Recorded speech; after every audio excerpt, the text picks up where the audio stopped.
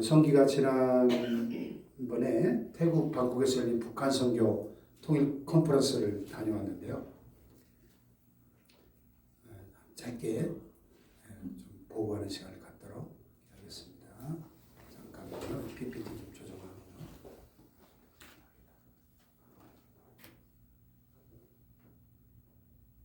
박수로 환영하겠습니다.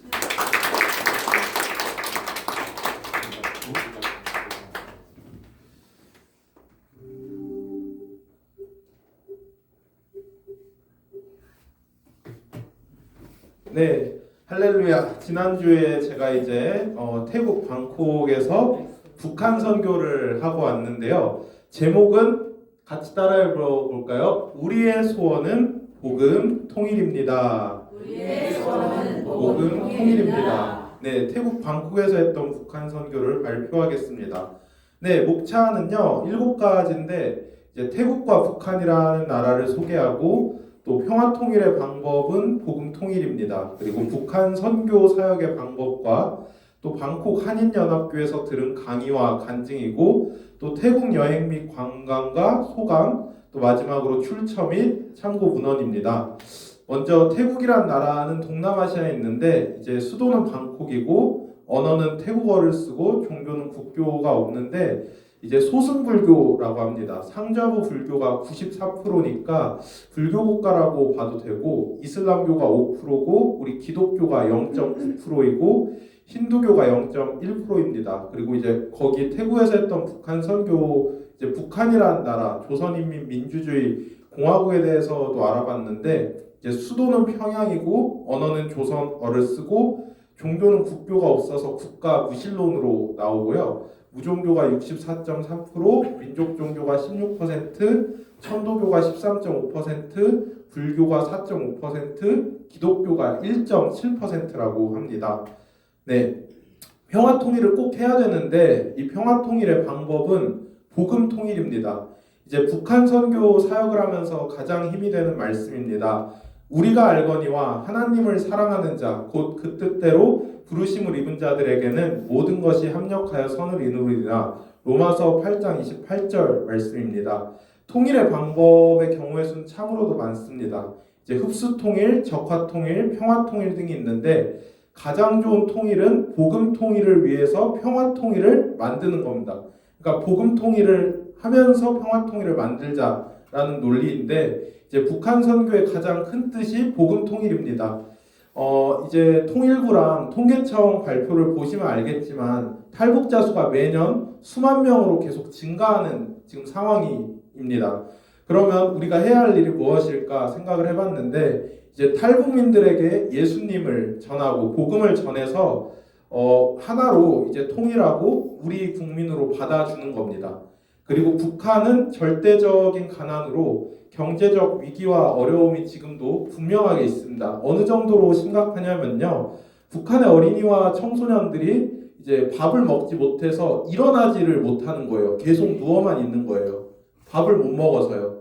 그리고 몸을 계속 흔드는 아이가 있었습니다. 북한 청소년 중에. 그거는 이제 부모님의 애정결핍으로 생겨난 질병이라고 합니다. 의사들이 이제 정신질병, 애정결핍이라고 또 나오고 또 북한은 산에 나무를 다 깎아놔서 민둥산이 되어버렸는데요. 그게 뭐냐면요. 이제 북한은 나무를 다 벌목해서 그걸로 식량으로 먹는 겁니다. 밥이 없기 때문에 또 꿀꿀이 죽을 먹으면서 이렇게 살고 평양과 조선노동당, 공산당의 간부가 거기만 이제 상위 1%인 그런 추세라고 합니다. 이제 북한의 문제점이 공산주의와 사회주의로 인해서 지금 폐쇄적입니다. 그래서 나라가 이제 교류를 안 하다 보니까 더 가난해지고 문제점이 계속 나오는 겁니다.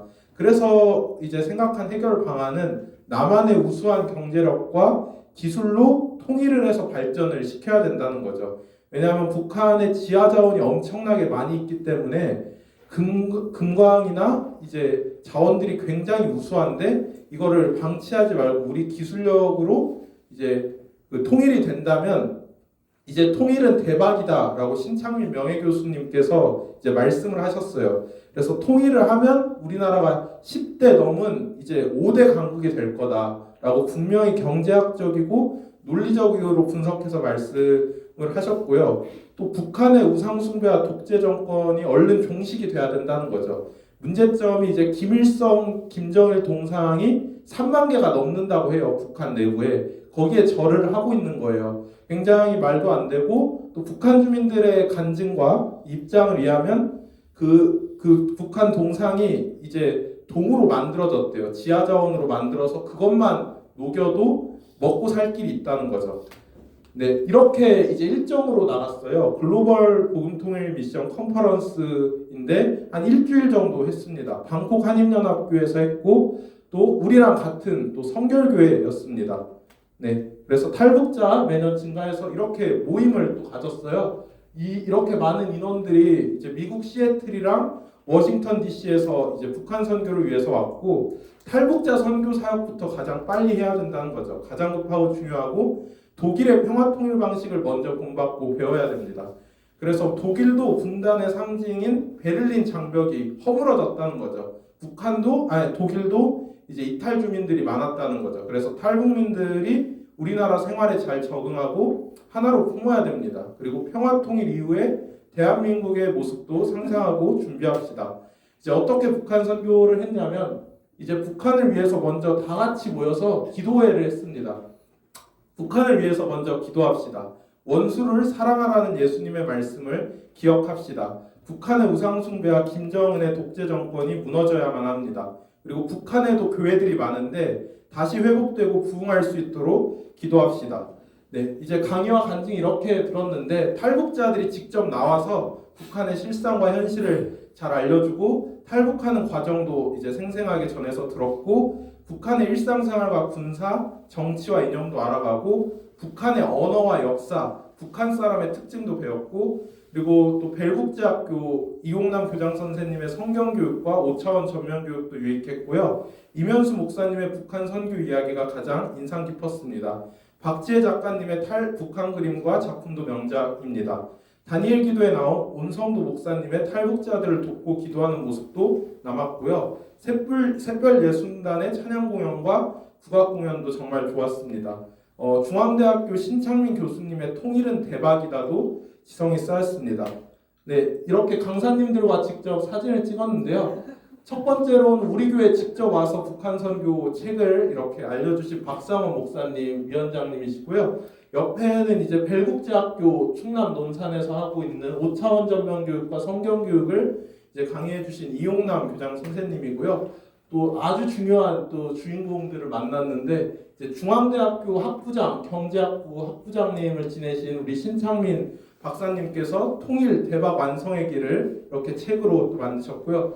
또 이면수 목사님은 이제 북한에서 사형 선고를 받고 죽을 뻔했는데 살아나셔가지고 이제 캐나다까지 가서 이제 북한 선교를 하시고 탈북자들을 우리나라로 잘 올 수 있도록 도와주는 정말 중요한 일을 하셨습니다. 네, 여기가 이제 방콕 한인연합교회고 옆이 이제 탈북자들이 모여서 하는 샛별 예술단. 예, 한복 입고 하는 게 또 북한의 전통이라서 이렇게 했고 이제 태국 여행 및 관광, 태국 여행도 정말 재밌었고요. 태국은 정말 큰 나라입니다. 태국은 불교 국가라서 불교의 문화나 절이 많았습니다. 그래도 선교지라는 생각이 분명히 들었고요. 태국의 코끼리 쇼가 인상이 깊었습니다. 그리고 태국 방콕과 파타야 여행이 좋았고 파타야에서 태국 타이 마사지도 몸과 건강에 참으로 좋았습니다. 그리고 파타야 야시장에서 기념품도 사고 야경을 즐겼습니다. 그리고 또 태국 호텔에서 미얀마 국적을 가진 친구에게 복음을 전하고 전도했습니다. 태국 방콕 한인연합교회도 같은 성결교회라서 반갑고 감사했습니다. 마지막으로 이제 소감인데 태국 선교와 북한 선교를 동시에 하면서 많은 것을 얻고 배워갔습니다. 태국 안에서 했던 북한 선교라 복음 통일을 통한 평화 통일의 꿈을 심어갔고요. 통일이 될 날이 이제 얼마 멀지 않았고 한반도가 하나가 되는 날만 기다리고 있습니다. 마지막으로 출처 및 참고 인원 총 4가지인데요. 나무위키랑 홍천기 TV랑 통일대박 완성의 길 신창민 교수님 그리고 마지막으로는 기도 동족 선교회입니다. 모든 영광을 하나님께 올려드립니다. 감사합니다.